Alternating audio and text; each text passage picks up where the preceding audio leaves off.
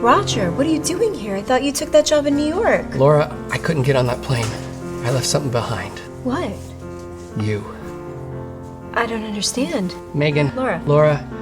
I'm not exactly a Casanova. I don't drive a nice car, and I still live at home with my mom. But I love you. I can't bear to spend another day apart from you. Roger, what are you saying? Megan. Laura. Will you marry me? Yes! Oh my God, yes!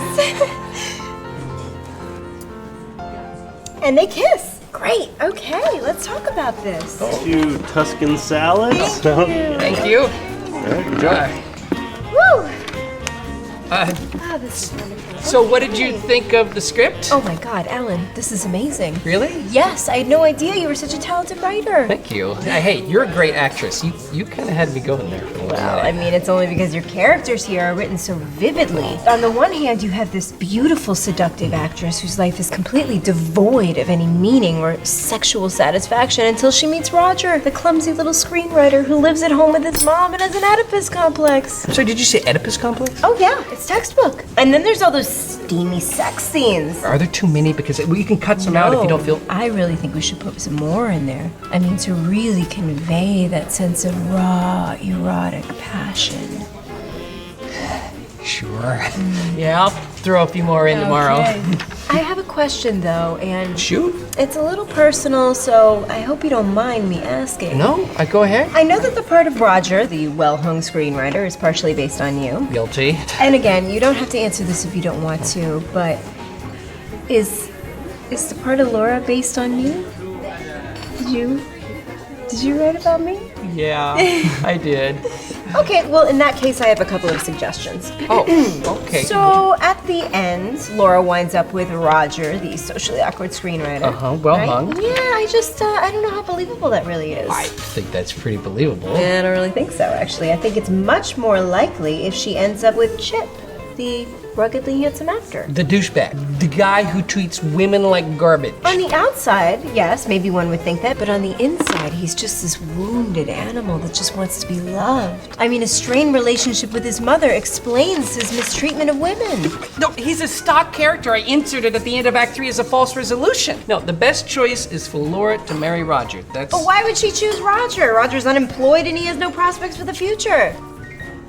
Yes, but one could argue that his relationship with Laura is his prospect for the future. Oh my God.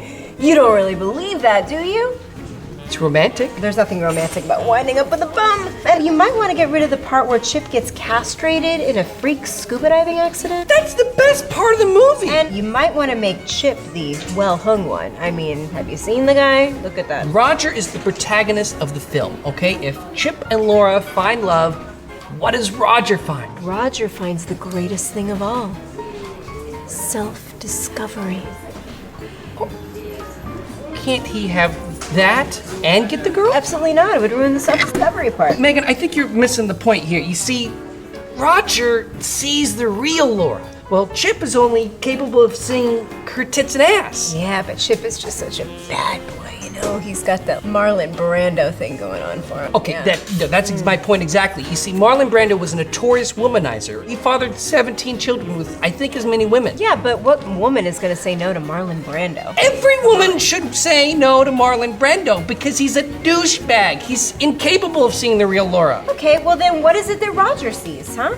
What does Roger see in Laura that Marlon Brando couldn't possibly see? Roger sees the real human being, the soul. I mean, yes, on the outside she's ravishingly beautiful, but underneath, she is a little shallow. Also, a little bit interested in fame and outward appearances, doesn't know what's best for her, and a little bit dense, a little bit of a narcissist, and not quite as fiscally conservative of someone of her income level, but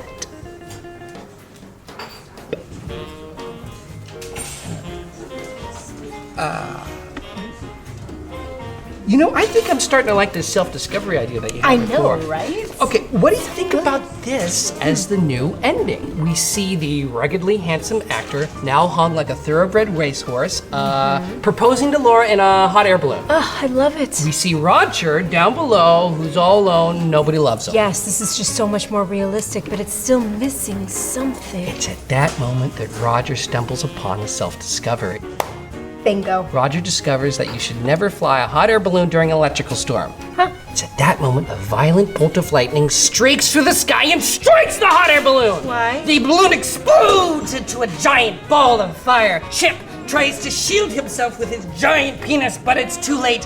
He's engulfed in flame and the balloon falls from the sky and lands on Chip's BMW. The smell of burning flesh fills the air, and Laura crawls from the wreckage with her crumpled and shriveling, burning body. And then, boom! The gas tank from the BMW explodes, and a chunk of Laura's body flies through the air. Roger is left alone, sad, surrounded by rotting, flaming human flesh, saddled with the burden of self-discovery. You know, the original idea wasn't so bad. Glad you came around. Now let's talk about those sex scenes. Okay.